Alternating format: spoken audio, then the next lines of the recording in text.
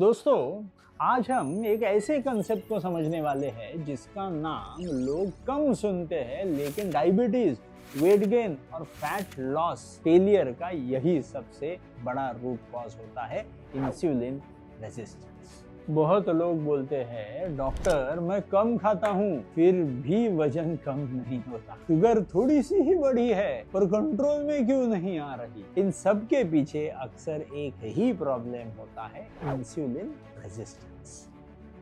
लेकिन सच ये है कि बहुत कम लोग एक्चुअली जानते हैं कि इंसुलिन रेजिस्टेंस होता क्या है और क्यों ये फैट गेन और डायबिटीज का रूट कॉज माना जाता है। इसको समझने से पहले हमें एक बेसिक चीज समझनी होगी, इंसुलिन होता क्या है।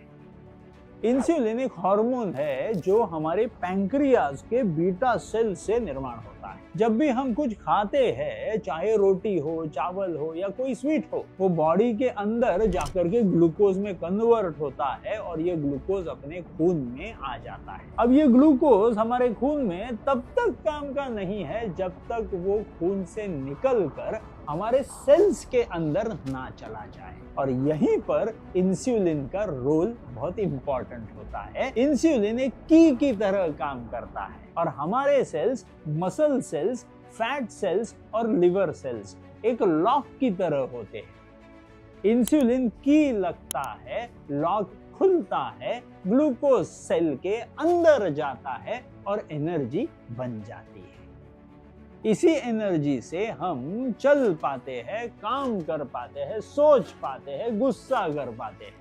अब प्रॉब्लम तब शुरू होती है जब ये सिस्टम धीरे धीरे खराब होने लगती है। सेल्स इंसुलिन की बात सुनना बंद कर देते हैं, इंसुलिन की लाता है पर लॉक पूरी तरह ओपन नहीं हो पाता। इस कंडीशन को ही हम कहते हैं इंसुलिन रेजिस्टेंस। इंसुलिन रेजिस्टेंस में होता क्या है, तो बॉडी में इंसुलिन होता जरूर है, कभी कभी ज्यादा भी कभी कभी होता है, पर सेल्स उस इंसुलिन को प्रॉपरली यूज ही नहीं कर पाते। रिजल्ट ये होता है कि ग्लूकोज ब्लड के अंदर ही घूमते रहता है, सेल्स के अंदर जाता ही नहीं। अब बॉडी इसको कैसे हैंडल करती है, तो पैंक्रियास सोचता है कि शायद इंसुलिन कम पड़ रहा है, तो वो और ज्यादा इंसुलिन बनाना शुरू कर देता है।